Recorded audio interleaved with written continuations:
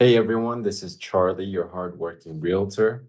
And today we're going to go over the buyer broker agreement. Now, as you know, a lot has changed in the real estate industry. Now, we cannot represent buyers without having this paperwork signed.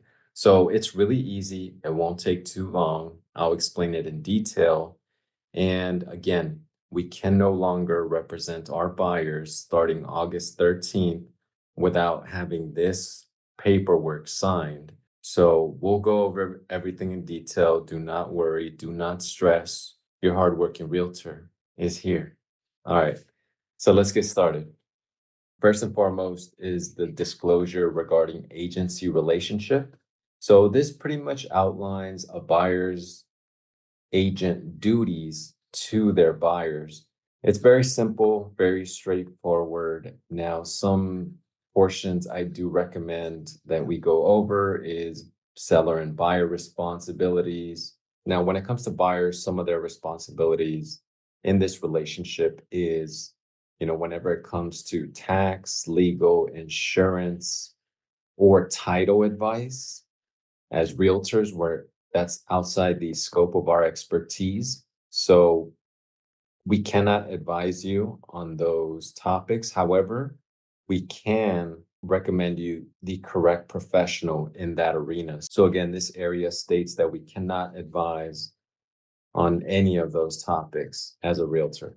Now, this document doesn't mean that we're representing our buyers or our sellers. It simply means that we've outlined and explained some of our duties to you, such as duty to be honest and fair and good faith to our buyers, duty to disclose all known material facts affecting the value or desirability of the property, and to exercise reasonable skill and care. So again, our roles as buyer's agents and listing agents is to reduce the risk. So there may be a situation where both the buyer and the seller are represented by one agent.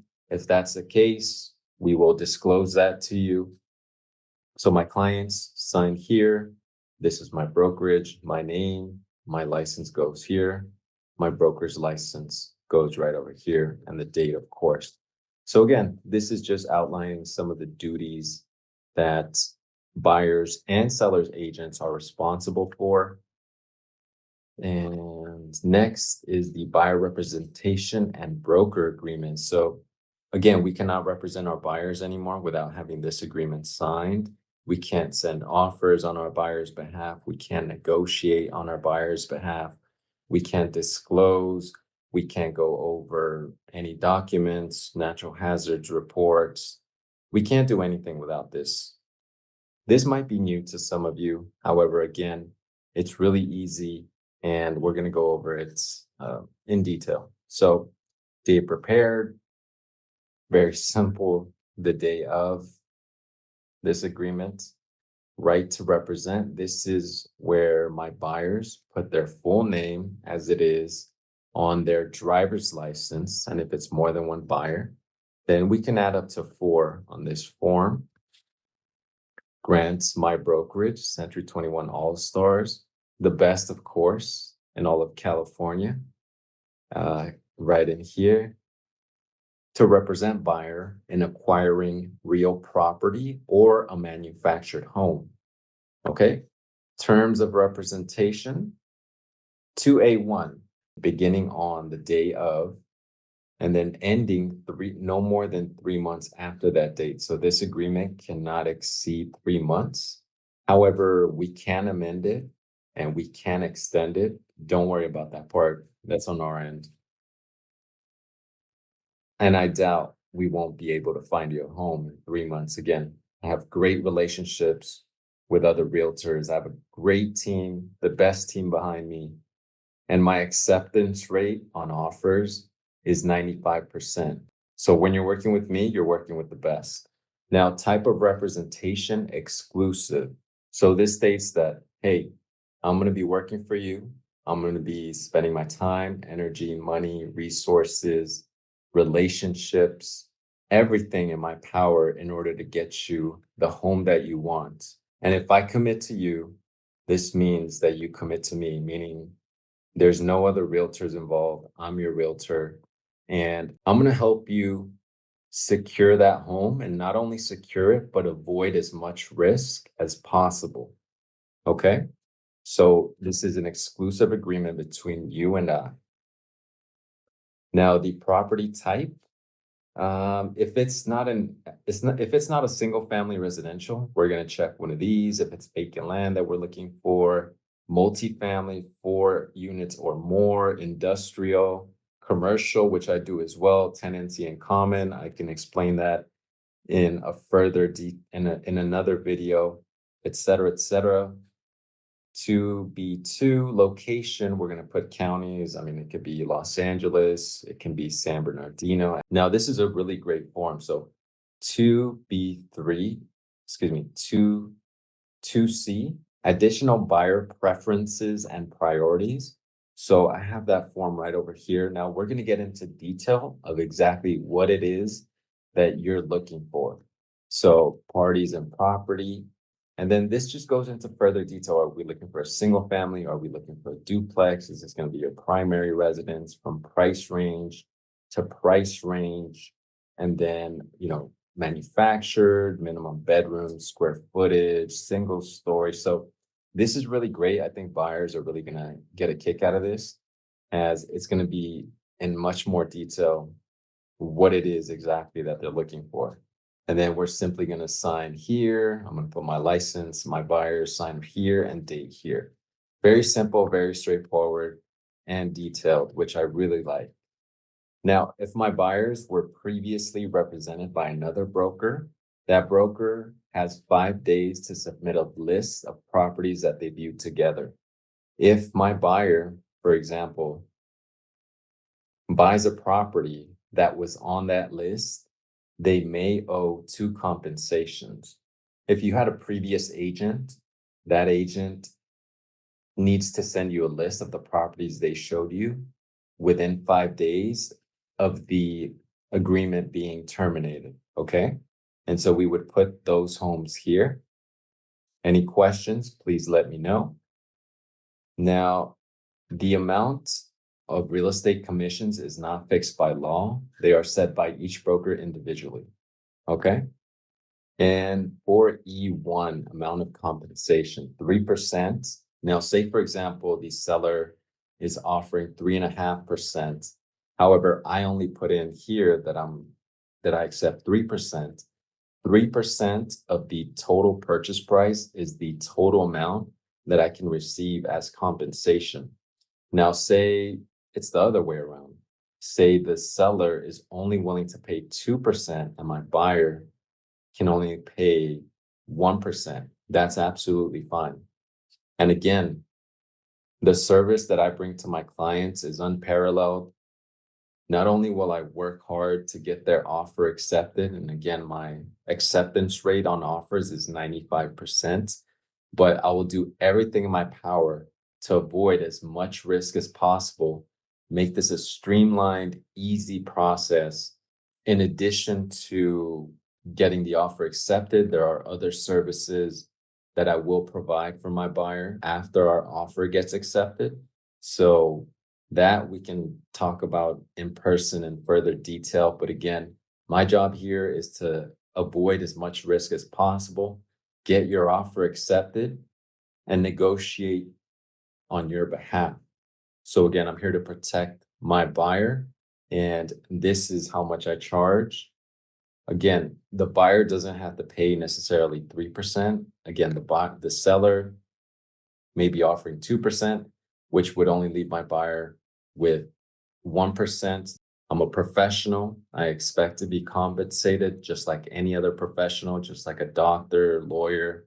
Now, for E2, payments received by broker from seller or others. If the seller's broker pays my entire commission, then my buyer is off the hook. No worries. That's what this paragraph explains. Now, if, for example,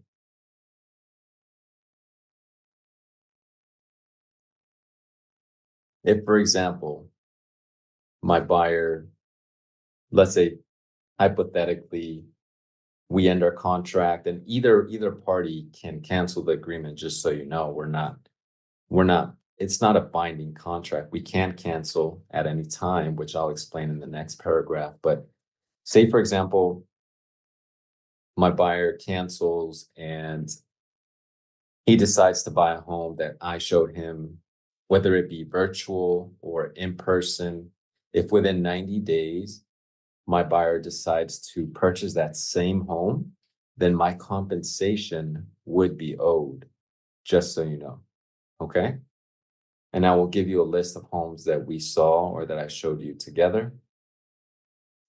So no worries. And cancellation. So 2F, cancellation. Any party can cancel at any time. If I decide that, I can't work with you, for example, or you decide you don't like working with me, we can cancel.